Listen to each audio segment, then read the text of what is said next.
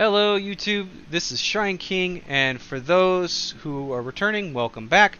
Those who are new, I run King's Court, where I am evaluating many different games, and will give reviews, I will give guides, tips and tricks, even just information maybe that's coming out like on the news or something like that, about particular game statuses, such as Escape from Tarkov, where it's still in beta, but they're trying to solve some issues before pretty much going live release, or other games that I'm hearing are potentially coming out.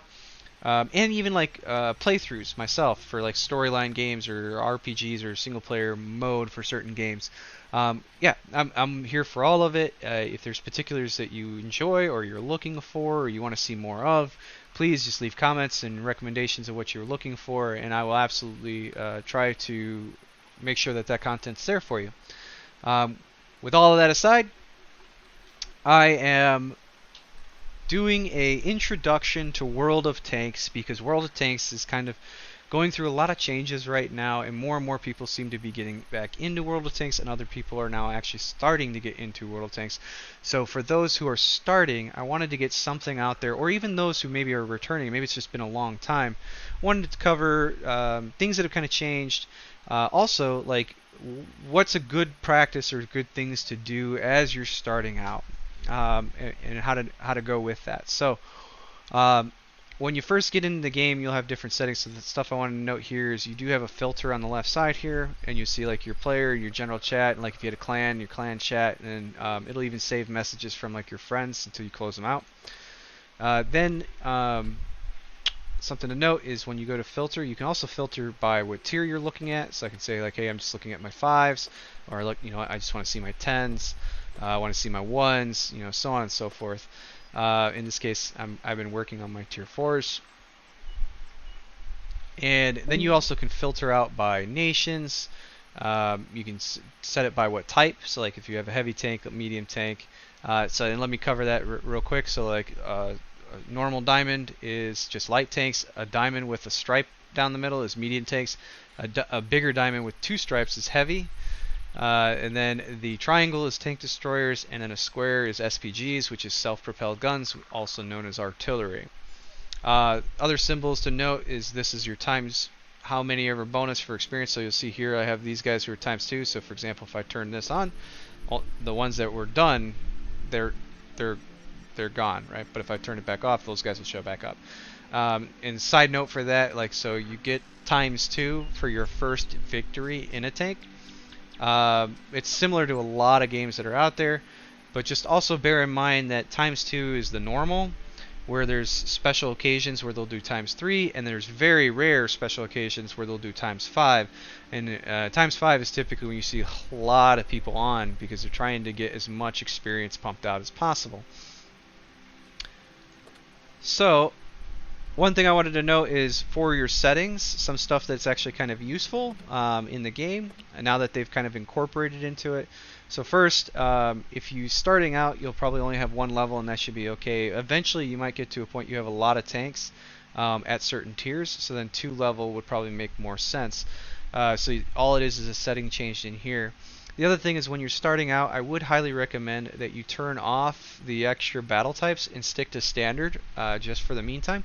You'll notice here, this says you have to get to tier 4 before you can get encounters, and then you have to get to tier 6 before you'll see assault combat. Now, to be very honest, starting out, tier 1 through 3 is actually relatively quick. So you're really starting to learn the game by the time you hit tier 4, which is one of the reasons why I recommend that you turn that off.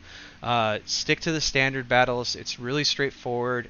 It is fight against your opponents and win. That's really all there is to it. So each side has a flag that they start at, and basically everyone's going to head towards each other and fight, and then possibly take the flag for victory. But please note, to take that flag, not only do you have to be in the flag zone, as one person it takes like a minute and a half to capture, but during that time you cannot take a single point of damage. If you take a hit, it automatically resets that flag, or the capping time. Now, for those, if you're partnering with others, bear in mind that if 2 of you are on the flag, it's actually going to drop it to like 45 seconds, and if there's 3 of you, I think it's like 30 seconds. It's pretty quick overall. It's very hard for a team to flex and fight against 30 seconds flag cap. So in those cases, it might be good. The other part there is when you go into like encounters or assaults, the idea is that they're basically shifting the focal points, kind of like making it where there's capture the flag principle, or assaults is like when they're actually saying, hey, one side's going to be defensive, the other side is actually the attacker. The problems there, especially early on, is typically the players don't know how to do it. They don't know how to focus on it or pay attention to the mini-map, so on and so forth, and it gets really painful trying to go through that. So I would highly recommend sticking to the standard battles. But obviously, if you want to see them and you want to go through them and you want to learn that way, by all means, I would leave it on if that's the case. Some things that would be helpful though, if you are planning on doing your recording and kind of like maybe reviewing your battles, I would say go ahead and turn them on. You can actually make it where it's just the last one, so that if you choose to, like you want to review that one, by all means. If you are a person getting into recording, I would even recommend doing all.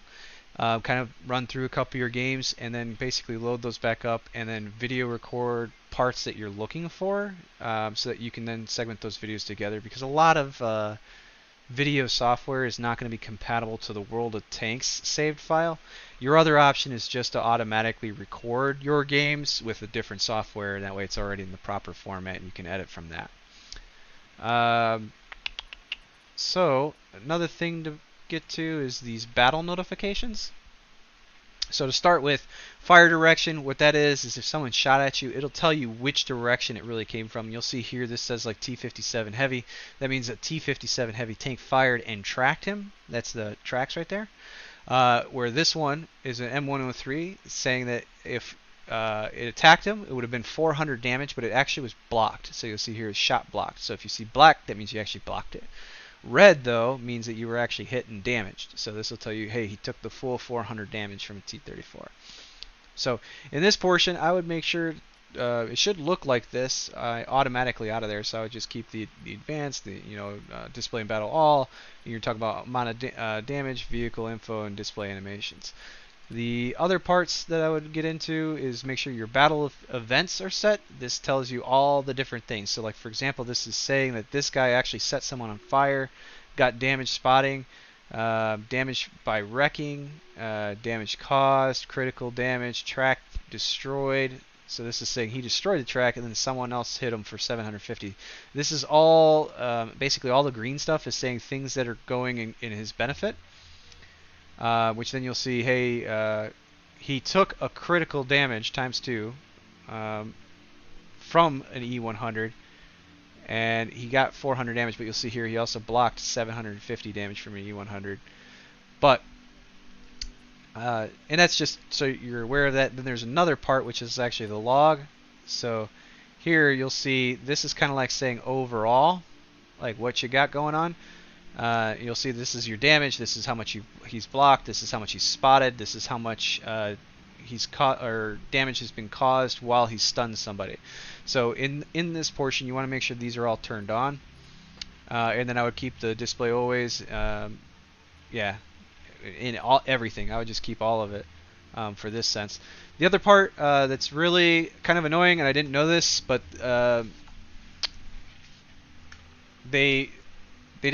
when you get to the edge of the map, there was no border showing right now. And this is kind of what I used to be used to seeing. And I don't know if it was something that it was from like some add-on I had at one point. But they do have it in here. You just go to the map border and you want to tell it like, hey, be a dotted line, because essentially what you'd get is this, and it's going to say, hey, it's kind of disorienting, which it really, really is. I'm not kidding. You will run in the wall and be like, what the hell's going on? And if you were trying to snipe while going in a direction, it's even worse.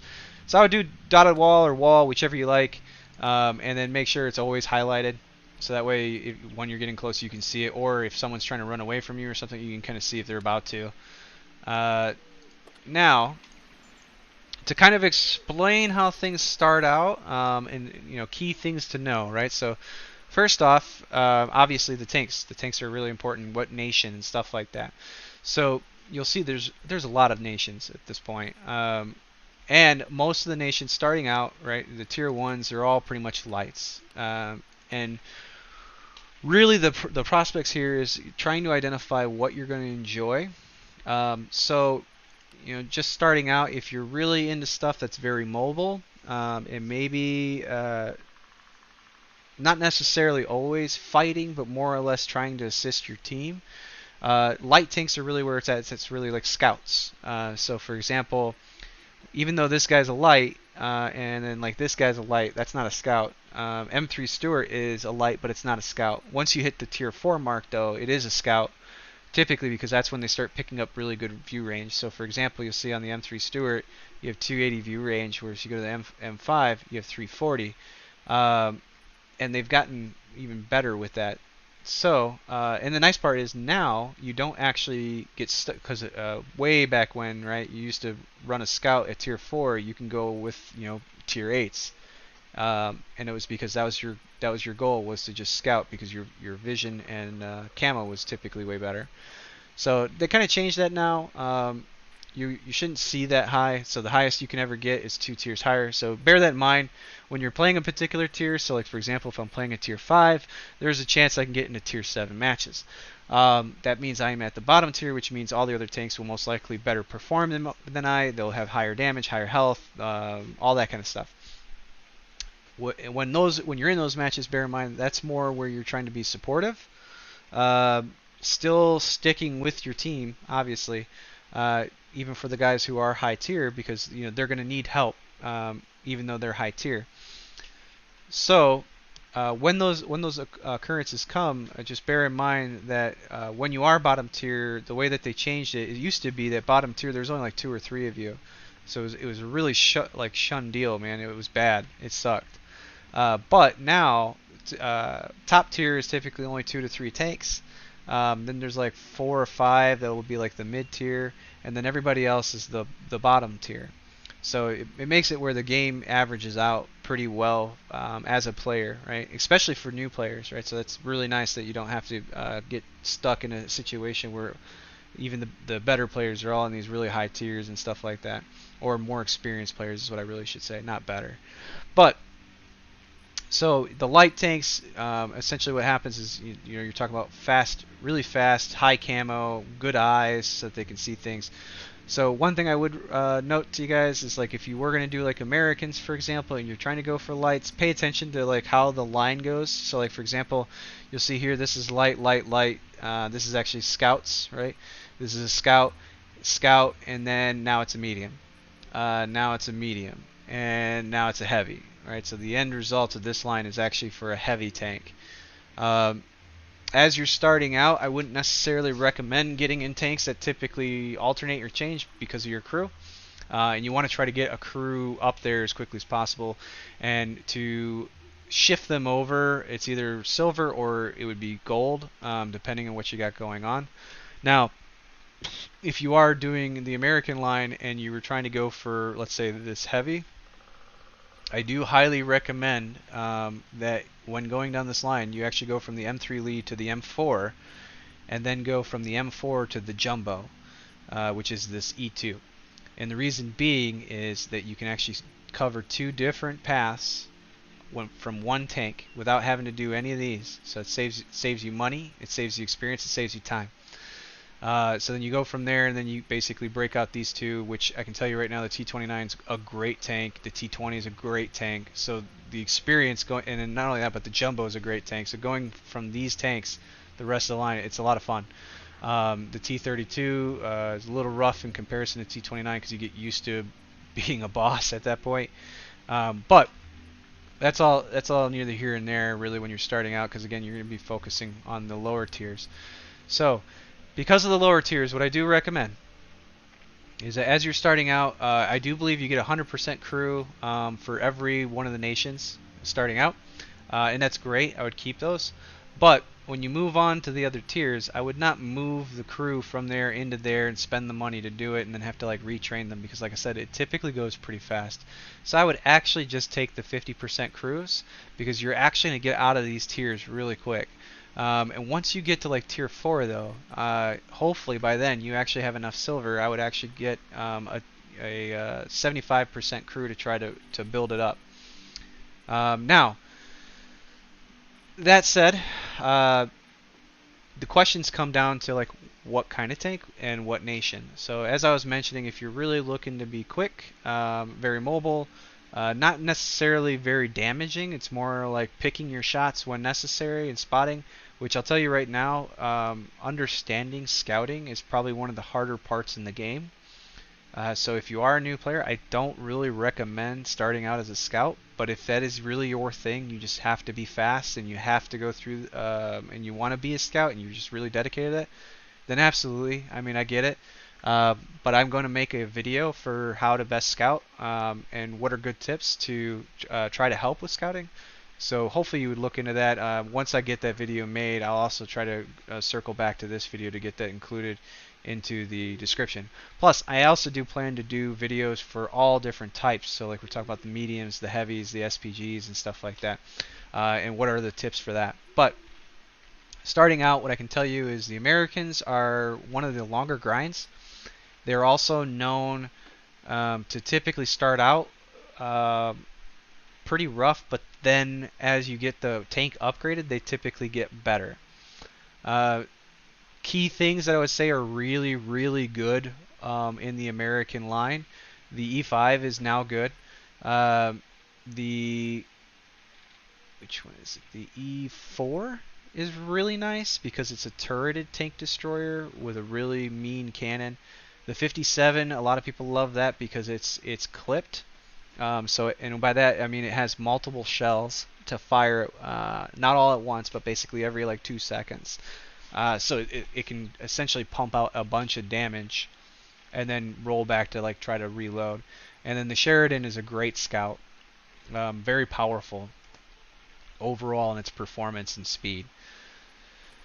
The Germans are actually very renowned for their overall performance. So here a lot of the tanks are actually really nice. So like the Maus, the E100, E50M, the Leopard 1.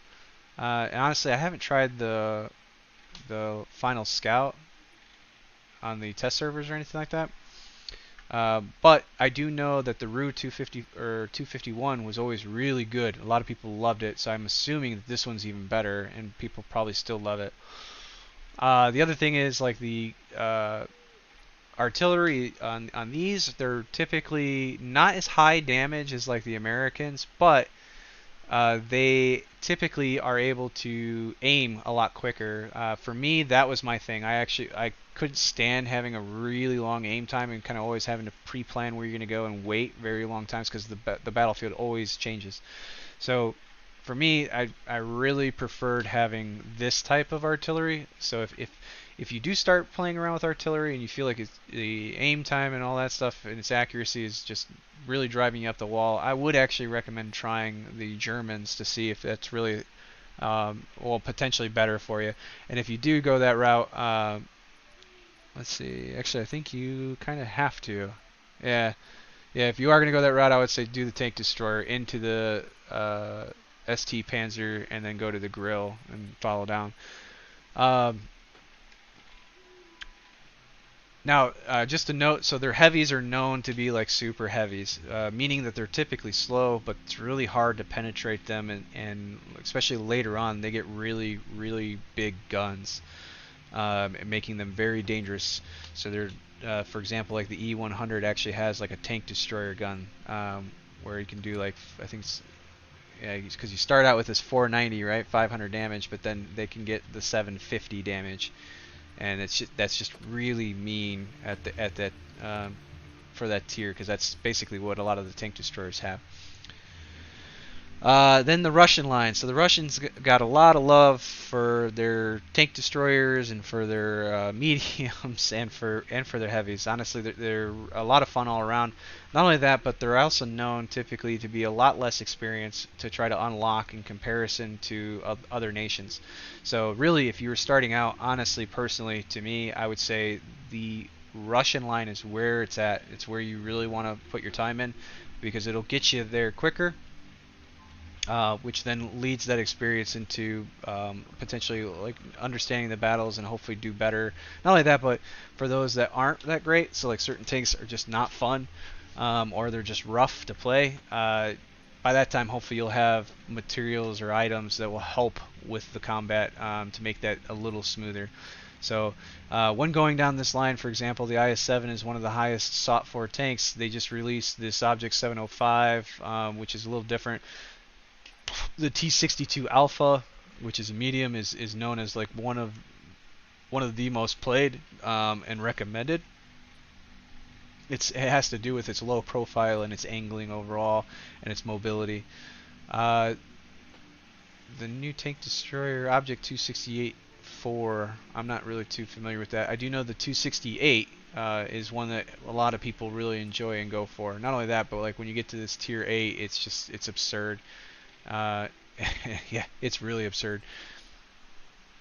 The only things to note there are some things I should probably say. So bear in mind, Germans are pretty accurate with their weapons. Americans typically have some good firepower or depression. Depression becomes really essential when you're talking about hill fights. The Russians are not known for their accuracy, but they're known for better armament, armor, and also health.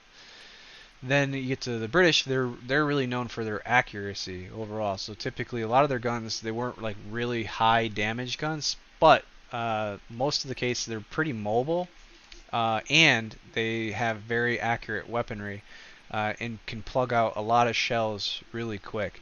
The only time that starts to change is actually like at 9s and 10s, specifically like the 10s. So because for them to match up with other tank destroyers and stuff like that at the tier, like for example the FV4005. Pretty sure this guy has like 1,150 damage on the gun, and you'll see that he can swap to a different type of round that gives him 1,750, but he only has 230 pen, which is a little rough at tier 10. You got to really make sure that you know where to hit, and not only that, but you better hope that you do hit there. But I mean, still 1,750 damage. That's a lot considering most of the tanks at that tier only have like 2,500. Then you have the French. The French are actually pretty unique. So their heavies are known for their accuracy plus firepower, and the ability to also have clipped weaponry. So they're like, I think it's the AMX 50B if I remember right. Yeah, so you see here this is a magazined weapon, so it's got 4 rounds, 400 damage. So basically this is like a T57 heavy from the American line. I keep doing that, and I apologize.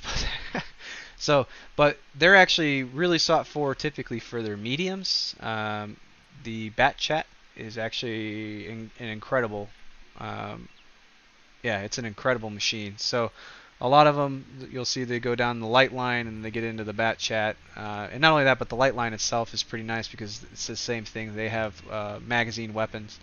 And the artillery is interesting because they also get magazine weaponry. So what's funny is some of them are typically fast, while others are not so fast. So like their tank destroyers are not known to be exceptionally fast by any means, but they are known to be incredibly armored, and they also had clipped weaponry as well. So really, I guess the French thing is having magazine weapons where you have multiple rounds to shoot. The Czechs are not really new. But you'll see they're kind of limited. It's just a medium, so I wouldn't recommend going down anything that's pretty limited. But if it turns out that you're really liking mediums, not only that, but like for example, if you like the Russians and you like the French, this would be a great line because it's essentially got similar angling and stuff like that, and maneuverability that you have in the Russians and the French, but then also you get the clipped or magazine weapons. So like for example, you see here this is magazine 4 shells. I did it again. Japan is a little different, very very interesting indeed. So currently, right now, if you go down the heavy line, once you get to this tier 6, the rest of the line is pretty much insane. They typically have crazy armor, so they're hard to pen all over the place, and they get a crazy gun where pretty much no matter what, as long as they hit you, they're going to do damage. It's just a question of how much, and it's because it's what we call derp guns, right? So they're high alpha damage with not necessarily enough penetration, but if you have enough alpha on a high explosive round, it'll still do damage because the alpha damage actually converts into penetration at the loss of the alpha damage. So what that means is if it was like 700 damage, but you only had 100 pen, and you hit somebody that had 150 armor, you might do like 300 damage, even though like any other round would not have. It would just said, hey, we sucked it up because you couldn't penetrate the armor. Where high explosives actually can. It's basically the same principle of artillery, right? So it's such a big explosion that they still cause damage to you. For them, when going down their medium lines, the medium line seems to be really relative to gun depression. It's more like a hit and run tactic or being very supportive from a distance. And then we have, what's this, Chinese. So then the Chinese, they just recently released this tank destroyer line. I'm sorry, I just don't really know enough about it. I do believe they're kind of like the Russians, but not. I just don't know where one benefits over the other. So again, if you're interested, I would say yeah, by all means. And sadly, I just don't have the information to give to help with that. But I do know that their lights and mediums are really nice, very well performing, and I know the heavy is really nice. So when you get into this, what is it, the 110, you get into the WZ 111, 14. This thing's pretty mean, and it's a front-facing heavy, so it's one of the reasons why a lot of people like it. It makes it very easy to play. So by the way, like I said, I recommended the Russians if you're starting out. If you are going to go heavy, I do recommend that you go down the IS-7 line, and the reason being is because that style of tank is literally meant to face your opponent. All other tanks really require that you pay attention to how you're angling your armor, and what is a deflection, what is how do you boost your armor to hopefully absorb a shot, and so on and so forth. And it's good to learn those things, but to start out, if you are going down a heavy or want a heavy and you feel like you're a heavy type player, I highly do recommend the IS-7. So that means you would go down the IS line to the IS-3, Object 257, and then IS-7. Yeah, and then Swedish is still pretty new. These are actually very interesting. So they also have crazy gun depression. I do believe they also get, they might get, yeah, they do. They get magazine weapons. And then their tank destroyers actually have an interesting feature where once you get into place, you can actually like tilt them up so they activate like their hydraulics, and it makes it to where they're really well angled. It's hard to actually penetrate them because they'll just bounce. But because of the mechanics of the game, I would not recommend this as a starter line. I would recommend that as a line that you get into as you start to understand the game a little better, along with how angling works and how spotting works and so on and so forth. And the Italians are brand new, so the Italians I do actually recommend, mainly because one, they are medium, they go into clip. They are really good at making sure to put out damage, which will help you get a lot of experience. So I don't feel like this line is going to be that rough. The initial start does seem kind of, but once you hit tier 4, it's not that bad. But like I said, tier 1 through 3 is pretty much nothing. You just chop right through it. So that's an introduction to each nation and kind of the strengths of the nation. So for example, like I was saying here, the Italians were really good at just pumping out damage, really being there for like a support / assistance type thing, and having the capability of being aggressive. Because of the mechanics that they introduced in this game, though, I do recommend it more for very tactical players, because knowing when to unload your clip, when to hold your fire and be patient, this line is what really benefits from having that. So now, as I said, I do recommend the Russians. So now the real question comes into what type of tank do you want to play? What really fits you? And some of this, honestly, you might just have to get into each one and really test it out. But like I said, bear in mind, you don't really see the true potential of the tank line until you normally hit like tier 4, tier 5. Then you kind of see how that style is really going to be. And then once you get to like tier 7, tier 8, it's supposed to get better. And when you get to tier 9 and tier 10, that's really, by the time you should know that tank and understand how to play it really well. So as I said, SPGs, like for example this bottom line, they are artillery. They are simply distance shooters where you're really just supporting the team. Just bear in mind, it also means you are very dependent on your team. If they let enemies come around, they will kill you. That's the number one thing that every enemy wants to kill is an SPG, guaranteed. One, because you're pretty easy to kill. If they can get a shot on you, normally it's 1 or 2 shots and you're dead. So it's really important to stay hidden and make sure, or hopefully, that your team is keeping the enemies at bay so that you can continuously support them. Now, they have made different mechanics, which is really nice. So instead of the artillery really doing a lot of burst damage, now they do a lot of splash damage, which means they can hit multiple targets and do similar damage, but they also stun targets, which makes it to where all of their performance is decreased by half. Which can really mess with someone's day. And then if people are hitting them and stuff like that, while that happens, you get a bunch of bonus like damage basically for your experience and silver gain.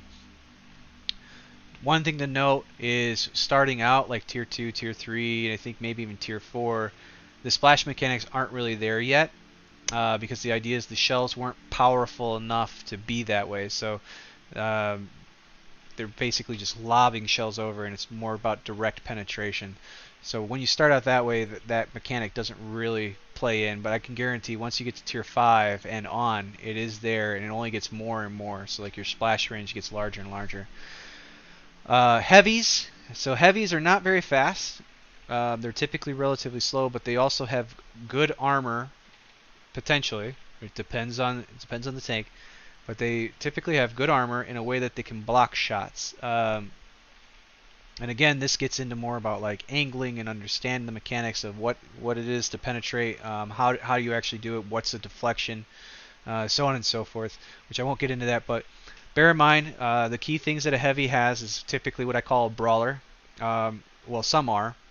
Where it's more about like being up in the front lines, being ready to go, trying to take hits, and knowing when that you can't apparently sustain, so you'd have to back off. They usually have good guns, so normally bigger, like good damage guns, but not necessarily the best accuracy guns, because again, they're not really meant to be long range. They're more about being mid to upfront combat.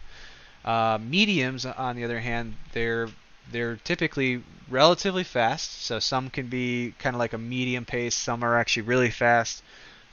They are more about like hit and run tactics, so kind of getting into the flank of the enemy, finding good spots where you can sneak a couple shots in and then just disappear and go move somewhere else and then do it again. They can have the chance to deflect or bounce or absorb a shot, so some of them do have good armor. But their base is not so much about the actual armor being heavy enough to take it. It's more about having proper angling in a way that they are able to avoid it, essentially. The lights, like I mentioned, now they are super fast. They typically are very maneuverable, able to turn on, like, well, not necessarily turn on a dime. We are talking about tanks, but they can turn a lot faster than a lot of other tanks. The other thing is they have good view range. They are also the only tank in the game that when moving does not lose its camo rating. Now at one point in time they had it where you don't lose your camo rating as long as you weren't moving super fast. I don't know if that's still in the game. I'd have to look that up, which I can follow up on that after I figure that out. But just bear in mind, they're the only ones that can move without actually losing camo. Now for them, they typically don't have amazing guns. They have very weak guns, which means they have to get to the side or rear of a target to really try to have a good chance of penetration, to actually do some damage. But their key thing is they are there more for their team to assist in spotting and finding the enemies so that everybody else can shoot them. Which means typically there's two different ways that we call active and passive scouting. Active scouting is where you're actively roaming around the battlefield trying to see what you can't find, and hoping and praying that you're moving around fast enough that no one can seem to hit you.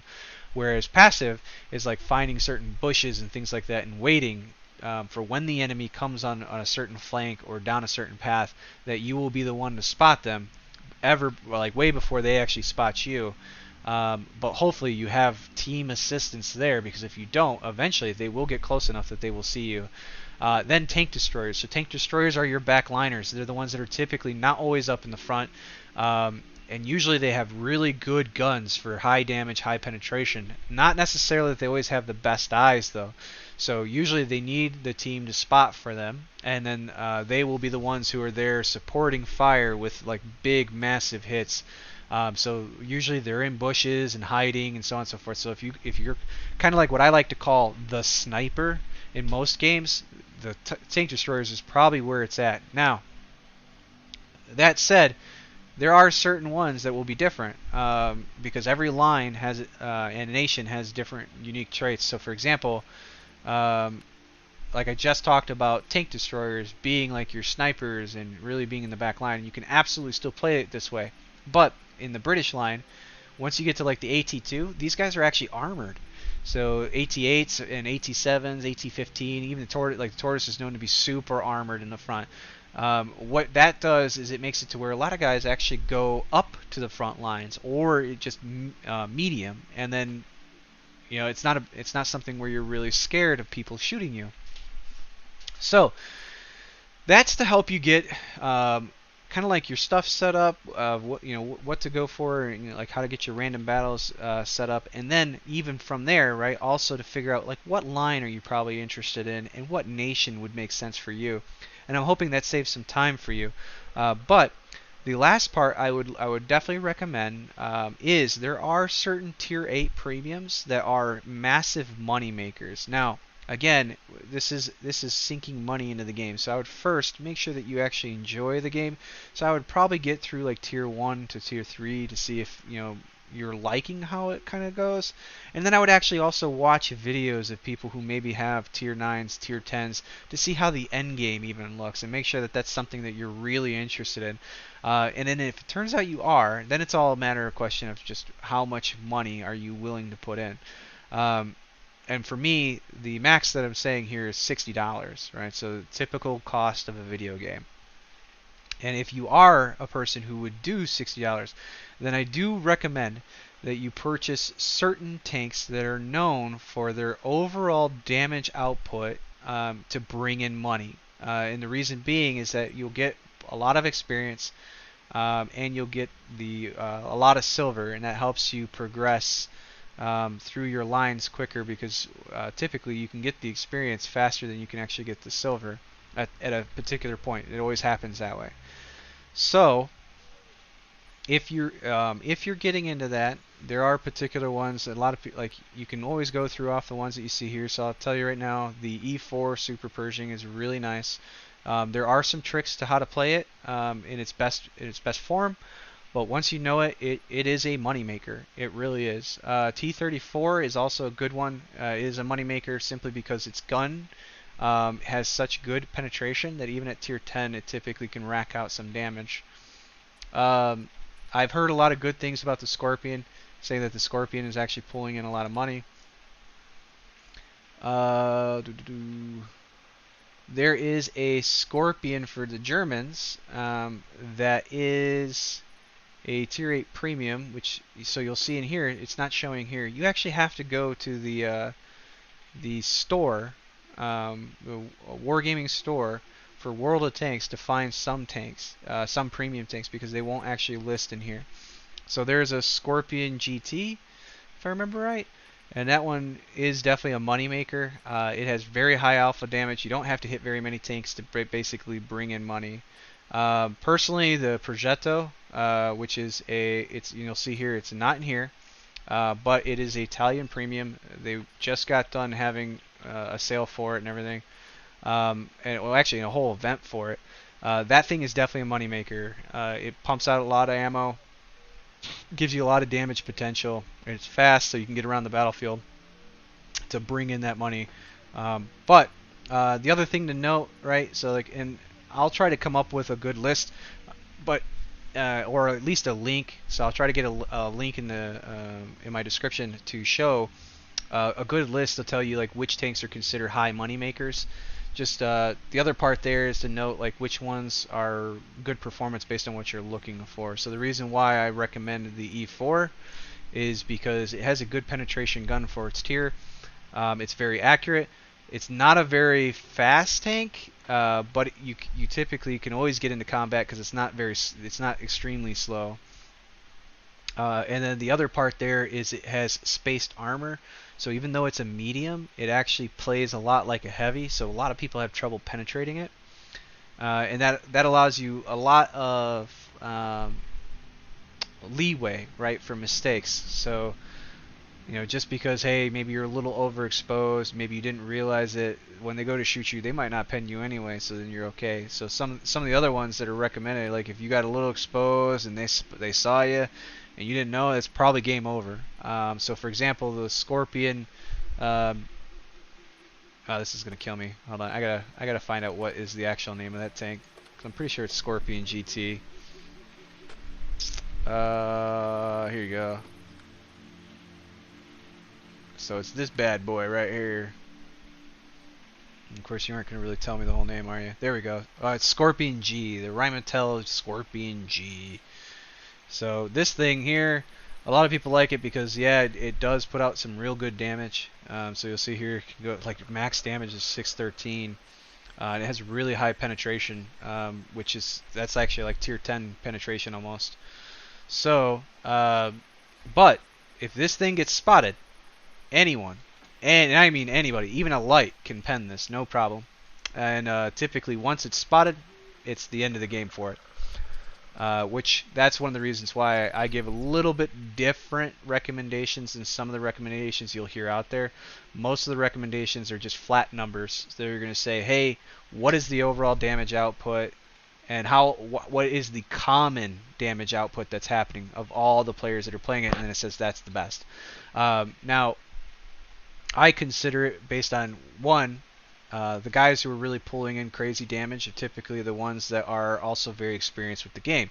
So what I'm recommending are things that would not necessarily require you to be very experienced to be able to still perform. So that said, that's why I recommend the E4. That's why I said the T-34 is not bad either. So the whole thing with the T-34 is you can expose your turret pretty much all day long and you don't have a problem. You just have to watch your haul. Which, like I said, I'll make videos for that on how to pay attention to that and what to do for that. Let's see, what is another? I'm trying to see if there's any out here that I would recommend.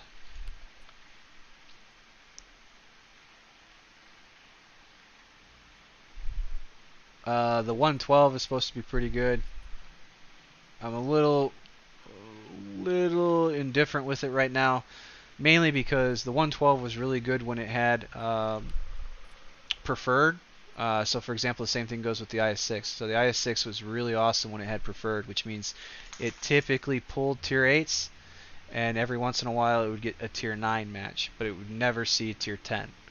And that's because tier 10s are way over performance for this thing. It will just kill it outright. So I don't know if they're going to make changes to the tank and its performance or design, but what I do know is if you are purchasing, I wouldn't purchase this one because right now it doesn't get preferred, which means you will probably not pull in a lot of money in it. Let's see.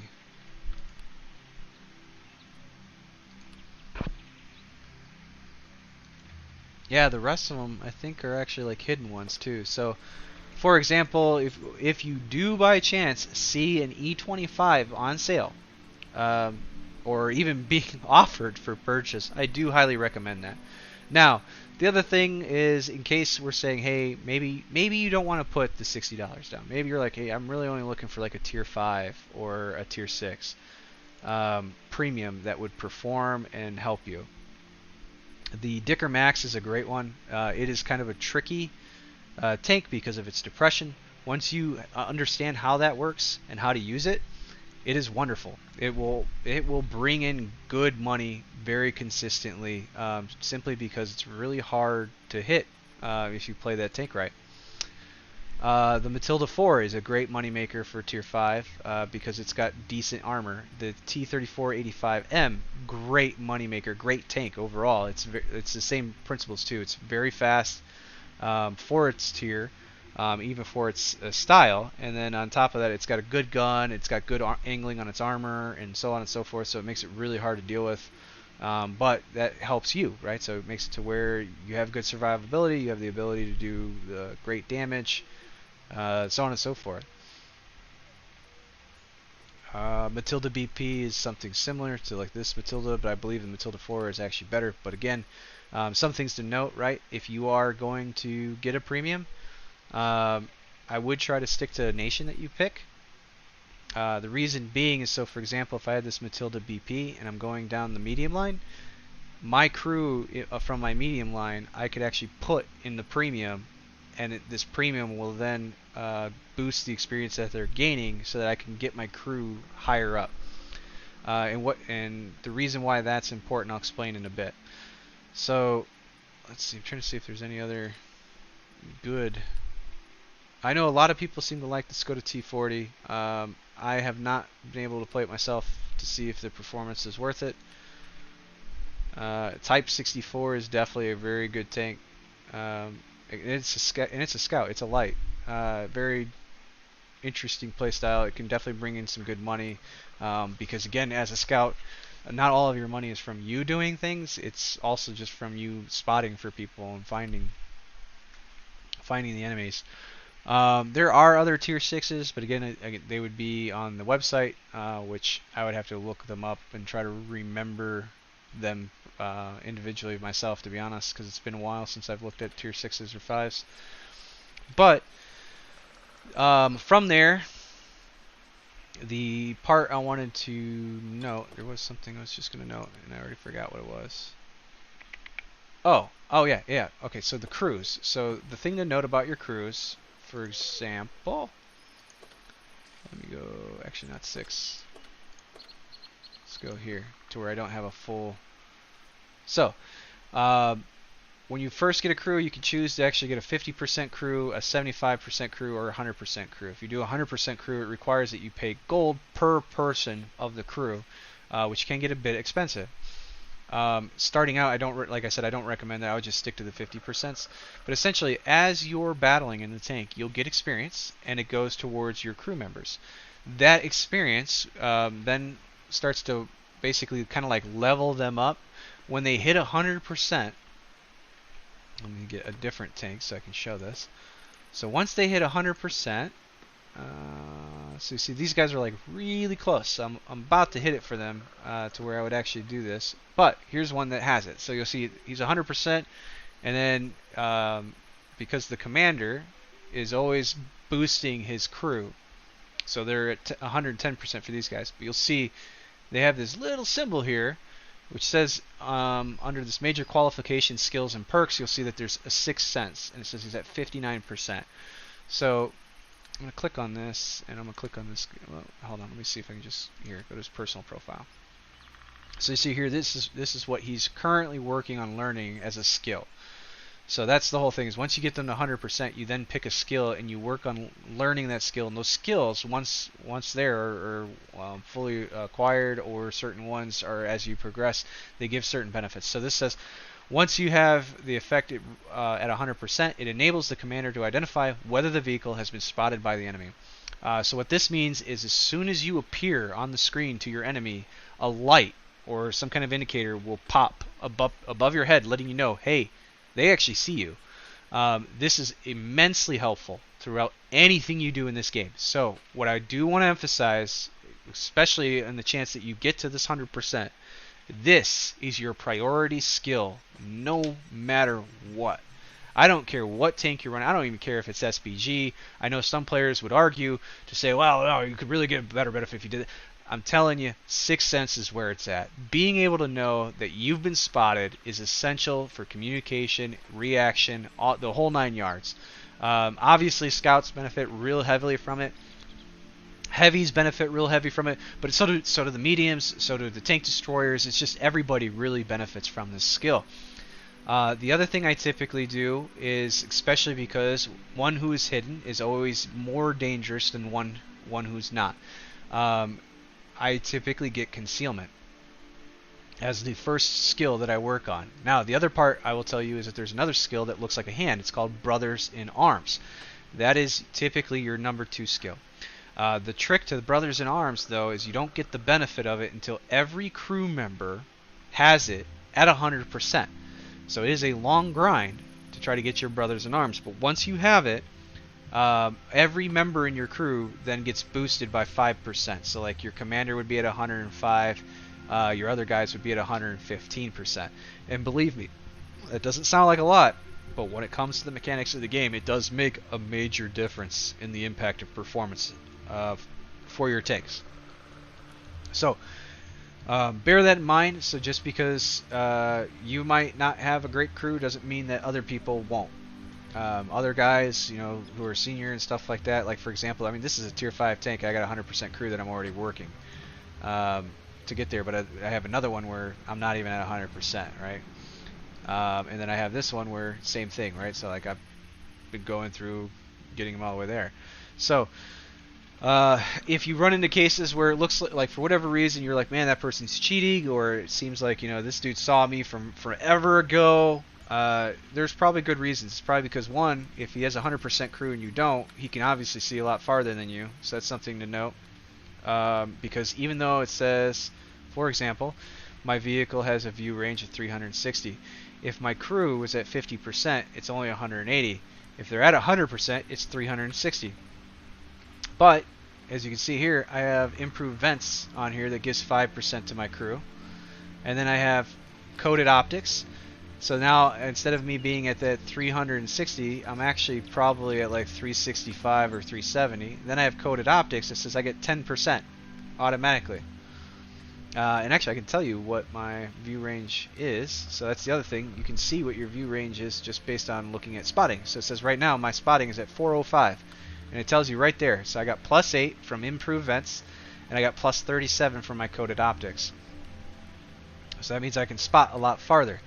So those are things to bear in mind, and that's the stuff I was talking about, like if you did get premiums and you were bringing in silver, because all of these things cost silver. Now, certain ones are really nice because they're transferable. So for example, a camouflage net, which says that it gives you extra camo when you're stationary. Making you harder to see, basically. You can dismount this and swap it to another tank. So like let's say I go to well, he's already got one. Let's say I go to this guy, he doesn't have one, right? I can go, okay, I just want to put on that camo net. You'll see, okay, here it is. And it'll even tell you, hey, it'll boost my concealment by 112. That doesn't mean it boosts it all the time. It's the same thing of what it's saying. It's saying, hey, I am boosting it 112 when I'm sitting stationary long enough. So obviously you can see right away how that benefits like scouts or well, passive scouts, right? Or tank destroyers who are sitting still in the back trying to shoot things. Which actually I gotta put this back on this guy. So, and all that is you go there and you put it on. Now there's another one that works the same way, and it's these binocular telescope. So you'll see binocular telescopes up to 25% view range for stationary vehicles. So same thing, you get a bonus by being stationary. But you'll see it costs 500,000 silver. Now that sounds like a lot, but when you have the premiums and stuff, it's really not that bad. It's some of the grind. To give you an example, I'm at 18,570,000. I was at 14 million last week, and I haven't really played that many premiums, but I have played some. So that tells you just based on the gameplay with some premiums and stuff like that, with trying to perform, I pulled in over 4 million. Now I do have premium.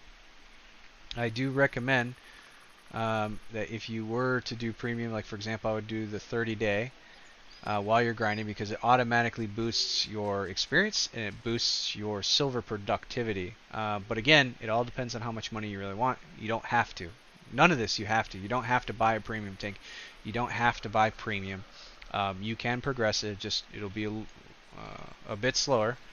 But Again, if I was recommending things, I would recommend purchasing a good Tier 8 premium that brings in money, that follows a suitable style that you like or that you want, mainly because as long as you enjoy it, I mean, really, that's what's important. If you enjoy it, you will probably perform well. If you're hating it, you probably won't. So that's where I definitely highly recommend finding something that you do enjoy and running with that. So, with that said, that is really the introduction. What I'm looking to do is, because like I said, scouting is actually one of the hardest mechanics, and believe it or not, that's actually where I want to start.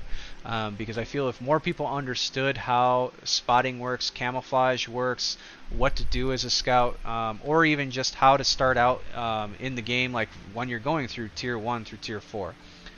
So I actually recorded a couple things for my Tier 1 through Tier 4 fights, but I found that really the most consistent to help explain was probably going to do my Tier 4s and Tier 3s.